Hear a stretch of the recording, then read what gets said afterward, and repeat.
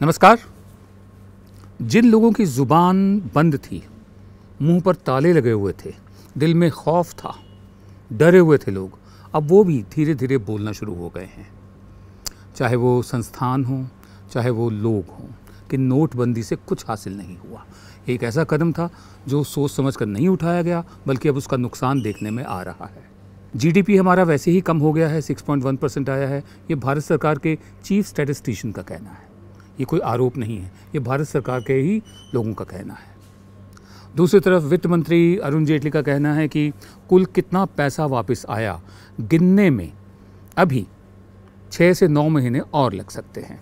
हमारा सवाल ये है कि जब बैंकों में पैसा जमा कराया गया था या कराया जाता है या लिया जाता है, तो एक एक नोट बैंक वाले गिन कर लेते हैं, उसको साथ साथ चेक भी करते हैं कि इसमें कोई नकली नोट तो नहीं है। नकली हो तो फ़ौरन उसको कैंसिल कर देते हैं, फाड़ देते हैं।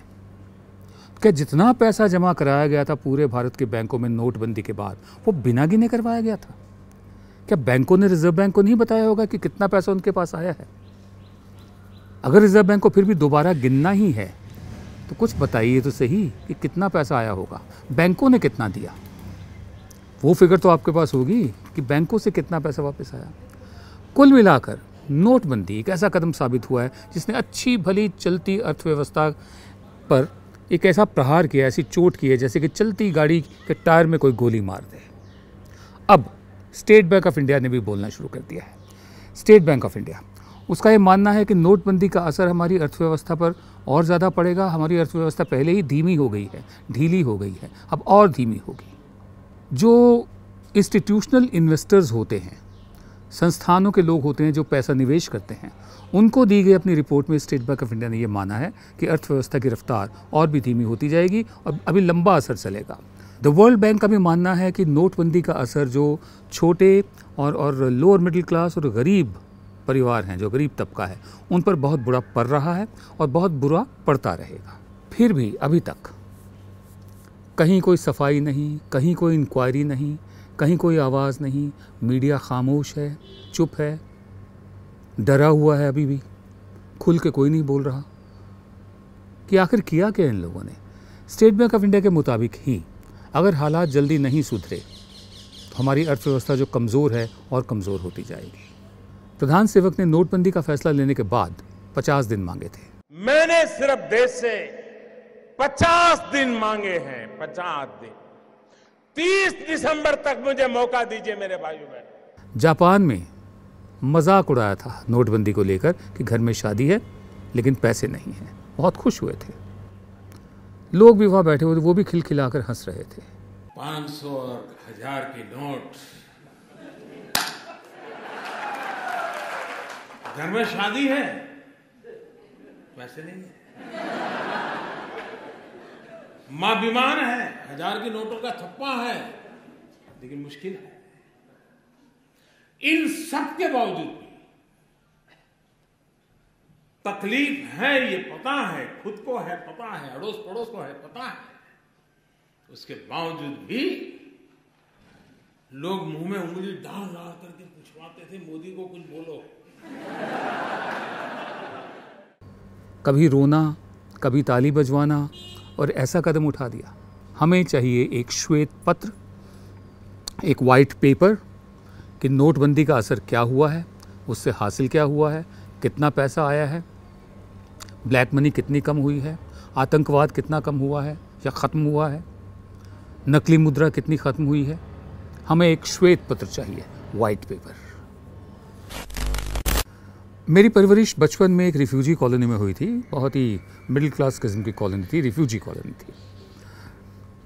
मैं छोटा था तब ये आरएसएस वाले आते थे और रिफ्यूजी कॉलोनी के छोटे बच्चों को, जिनकी उम्र 8 से 10 साल रही हो, 8 से लेकर 12-13, उनको घेर घार के शाखा में ले जाते थे।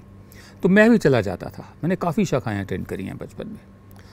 तो उन दिनों जो सरसंघ चालक थे, उनका नाम है, जो थे, श्री माधव सदाशिव गोलवालकर। वो थे, नाम है, मैं इसलिए कह रहा हूँ कि किसी के जाने के बाद भी नाम जिंदा रहता है।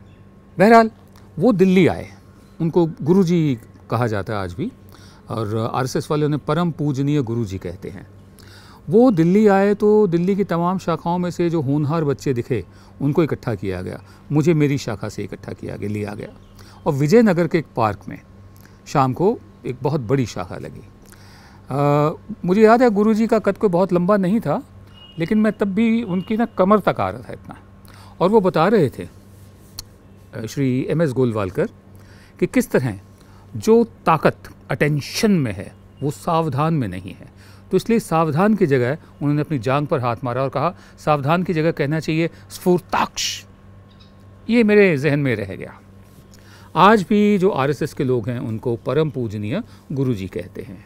ये मैं क्यों कहानी सुना रहा हूँ, क्योंकि RSS के ही संस्कारों से निकले अमित शाह ने महात्मा गांधी को कहा है गांधी एक चतुर बनिया था। गांधी चतुर बनिया था। क्या वो कहेंगे गोलवालकर राष्ट्रीय स्वयंसेवक संघ का सरसंघ चालक था?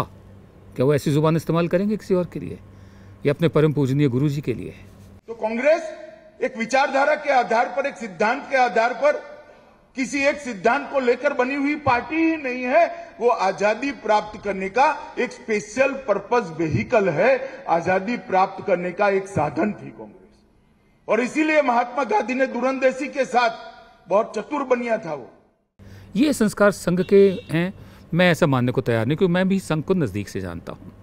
ये अमित शाह के अपने संस्कार है। अब जिस शख्स के नाम पर 86 देशों में मूर्तियाँ लगी हुई हों, लाखों लोग PhD कर चुके हों, करोड़ों लोग प्रेरणा ले चुके हों, वो चतुर बनिया था कहने से उनका जो प्रभाव है महात्मा गांधी का वो कम नहीं होता। लेकिन ये ज़रा सोचने की बात है कि ये कैसे संस्कार हैं। गांधी चतुर बनिया था। शाह साहब, आप ज़रा कहकर दिखाइए गोलवालकर RSS का सरसंघ चालक था। नमस्कार। आप देख रहे थे जन गण मन की बात। हम आपसे एक बार फिर इल्तिजा करेंगे, रिक्वेस्ट करेंगे कि आप YouTube पर हमारे जो चैनल है उस पर सब्सक्राइब का बटन दबाइए, साथ में घंटी बनी हुई है, घंटी को दबाइए ताकि जब भी नया वीडियो अपलोड हो आपको खुद ब खुद सूचना उसकी मिल जाए।